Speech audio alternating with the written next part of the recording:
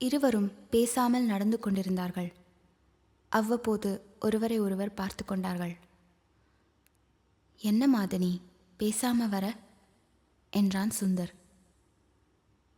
இது புது புடவை தான், இன்னைக்கு தான் ஃபர்ஸ்ட் டைம் கட்டியிருக்கேன் என்று தான் கட்டியிருந்த புடவையை காட்டினாள். சுந்தர் மதியம் காலேஜில் பார்த்து நல்லா இருக்கு என்று சொன்ன அதே புடவை. காலையில் உடுத்திய உடையை மறுபடியும் அதே நாளில் உபயோகிக்காதவள் தனக்காகத்தான் அதே புடவையில் வந்திருக்கிறாள் என்று அவனுக்கு தெரியும். சுந்தர் புன்னகைத்தான். தெரியும் மாதனி, நான் காலையில் சொன்னது தான் இப்போவும். இந்த புடவை நல்லா இருக்கு, நீ இந்த புடவையில் அழகா இருக்க, தலை நிறைய பூவோட என்றான். மாதனி சிரித்தாள்.